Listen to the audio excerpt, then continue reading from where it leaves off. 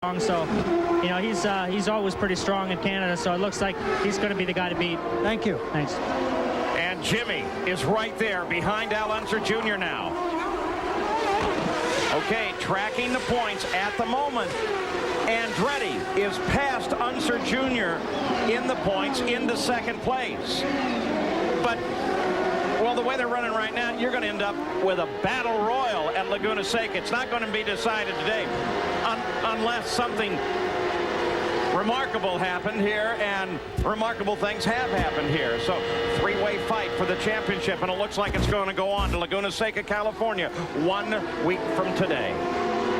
I'll tell you, if I was Jimmy Vasser and I had the opportunity, I'd sure like to pass Al Unser Jr. or maybe one of those other cars in front of me.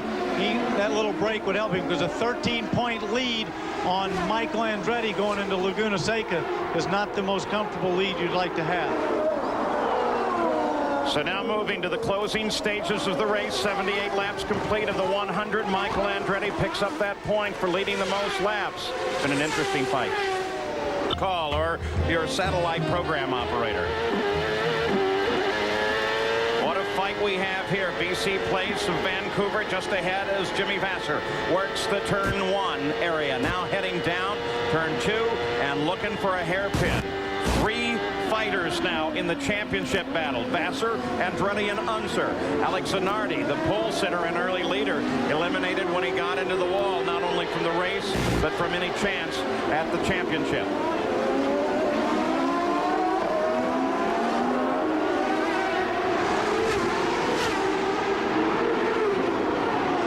So you think, Danny, if you're Jimmy Vasser, you want to pass Little Al, or would you just stay there? Well, I tell you, wanting to and actually making the attempt are two different things. I'd sure want to, because that would sure help eliminate him from the championship hunt. But I certainly wouldn't take a chance on that pass unless I could be 100% sure it was clean, because I wouldn't want to eliminate myself out of that hunt. Michael Andretti, the leader, still running fairly hard, Gary Gerald. Checking on that fuel situation, Paul. Remember, they told us it was going to be a great adventure. Well, I just checked back with one of the engineers, and he told me, he said, we were going to have to go 46 laps. We were going to make it, but it was not going to be fun. The yellow, however, he says, has taken away any doubt. We're okay. They don't have to stop, and they were very adamant about it. We were on board a second ago with Christian Fittipaldi, the Newman Haas team going into next year, going to change chassis over to the new Swift chassis. But the good news for them is that their sponsors are all solid with them for next season. Johansson out of the run.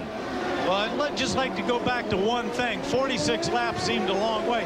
The one thing that is critical, they probably could have made that, but it's how strong can you run the fuel mixture. By that I mean 100% is what you want all the time if you can, because it gives you the most power. As you start turning that down, you're really dialing down horsepower. And at the end of this race, I got to believe that Jimmy Vasser and Al Unser Jr. have the most fuel on board.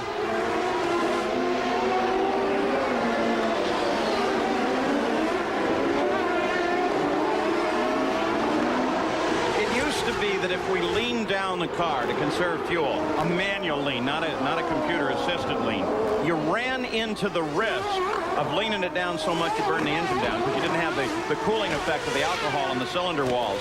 I assume the computer beats that problem. It does. That used to be a problem. It's still of some concern if you were to run it at 90% wide open all the time. But that's not a factor with the computers. They help to adapt all that stuff now with the and don't ask me how that works. It's pretty magical, the stuff. And those engineers usually don't tell you how exactly it's working. Well, that's exactly what I wanted to know, is the software mapping program. I figured you'd have that in your wallet. You better talk to one of those guys. Michael Andretti dominating the race here. Again, hero, and I'm a little surprised. I guess they have to give him every opportunity to stay on the racetrack, but you wonder what goes through the officials' mind, and we do have a new chief steward. Whoa, DeFerrin? He was locking him up. He got past, I believe, Brian Herta there. He passed Brian Herta. That, I believe, is for a spot. Dennis Swan taking over as the chief steward of the series at the end of the year. Look at this. It looks like Brian Herta is slowing some. And look who's going underneath him. Here comes Al. Here comes Vassar. Little Al got by here. Oh, and who's in the mix? Hero. And Vassar was trapped, though. He was trapped, but we'll have to see how that played out. But that hurt Jimmy a little bit, because for sure there's little Al. He's still trapped. Vassar's trying, but Brian Herta chopped across him. He's got to be careful here. But Brian's obviously got some kind of a problem to drop 2 spots in about a half a lap. He might have just had that problem right there at those particular. He might have had a gear problem or something. But Jimmy can't let that go. It startled DeFerrin. It's slowing Vassar. Herta seems to be back on song, though. Well, this is where he had the problem before, but he doesn't seem to have it coming out of there now. Jimmy got a little sideways off of that corner. Yeah. I'm not so sure that Brian didn't have a gear problem there. You know, we've been talking about whether or not Jimmy wants to go forward. He certainly doesn't want to go backward at all. Well, Brian Herta, after a little hiccup in the run, now seems to be back at full song. Michael Andretti is still the leader, but Jimmy Vassar has lost 1 position. What a seat Mario Andretti has, watching not only from the pits, but on the big screen just across the track. And we know that that was neat. We know that the race would not end now, but we're tracking the points, and we'll keep track of that for you. We were going to go to that, but first let's go to Jan.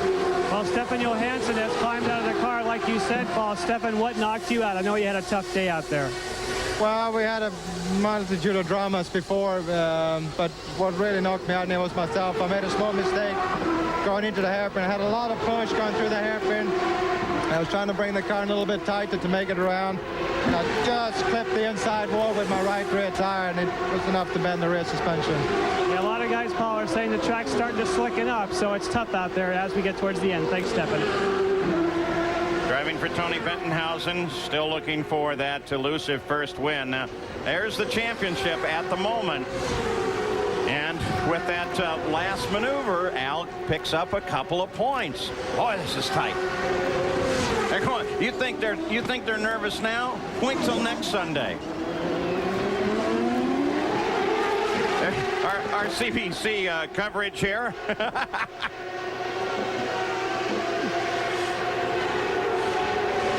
So Jimmy Vassar still being held up by Brian Herta. And he's closing now, it seems, back on Al. Boy, fascinating. I wonder what the problem was. So the championship fight continues while Michael continues his lead. It's Michael Andretti, Bobby Rahal, Christian Fittipaldi, Adrian Fernandez, Brian Herta. Look, wrong place. Andretti, Rahal, Fittipaldi, Fernandez, DeFerrin, Unser Jr., then Herta.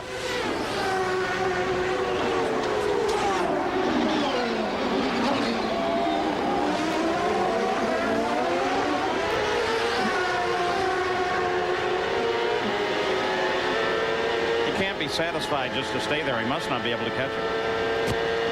I think that Brian must have had a problem. Like a gear problem or something just there at that one time, because 2 people got by very quickly.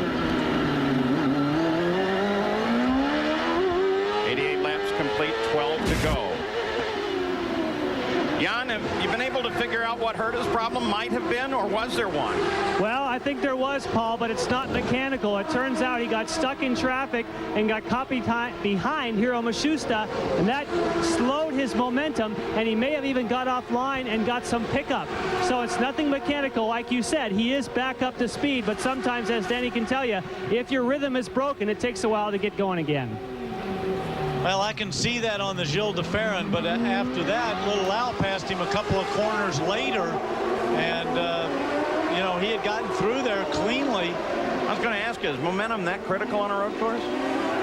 It's important, but I don't think it's that critical. If he had done it just at the exit of the corner, but it wasn't until the next hairpin before he got by him. So I don't think it was that critical. And if you had lost your momentum, and it was that, and you knew you just lost your momentum, you would have blocked Little Al going into that hairpin. Adrian Fernandez fighting with Jill DeFerrin, and you can't make the corner doing that. Whoa, and that's for a spot. Yep. Yeah, that's good for Little Al and for Jimmy Vasser. But particularly Little Al, because he starts jumping up in the points a little bit closer. So 10 laps to go now in the run. Andretti, Rahal, Fittipaldi, all evenly spaced. Jimmy Vasser trying to work on Brian Herta. Battle for position, battle for sixth, but also could see be right here critical in going the down. championship. Yes, but going down here in the straightaway, he's just not close enough. He closes in there under braking, but that's not close enough to take a dive underneath him. He's got to be right behind him when he comes into that braking area to get by him. Power comparisons. Look at Jimmy. Now he's getting a little frustrated. That's a Mercedes-Benz ahead. Honda in Jimmy's car. Alex Jr. is now up to 5th spot because of Fernandez's mistake, but Jimmy Vasser moves into 7th. But as they get closer to the top, of course, they get more points for those positions. Jan Bigas. Well, you talk about the power plants, Paul, between the Mercedes and the Honda. What Mercedes did in preparation for this race was they took their engines to a special dynamometer at the Mercedes factory at Stuttgart, Germany, where it actually runs an engine around the entire racetrack. It's known as a transient dynamometer.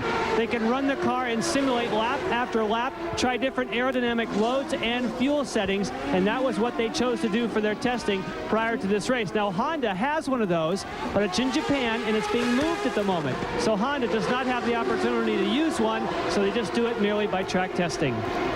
Yeah, we visited the one in Stuttgart, and it's really, I mean, you can take the tape out of the car, load it onto the dynamometer, and run exactly the same race and see what the engine will do. Jimmy Vasser looking for a championship, isn't going to find it. 8 laps now. It's auto racing. It's a fight for the championship that looks like it will go on 1 week further, as we're now into the final laps of the run here with 7 to go. And there is a report now coming from the race officials that Michel Jourdain hit the wall, and they're checking to make sure that he didn't leave something on the racetrack that would be a hazard to someone else. And we'll keep track of that for you. There's DeFerrin, scheduled to make an announcement next week as to what he will be doing in the ensuing season. Best guess, of course, is going over to Walker Racing and keeping the Honda engine with him. Jimmy Vasser continues to work on Brian Herta, battle for position. So the positions at the moment, at the Molson Indy, Michael, followed by Bobby Rahal, then Christian Fittipaldi, then Jill DeFerrin, Unser Jr., and that battle that we watch now, Brian Herta and Jimmy Vasser. 6 laps to go. Looks like Vasser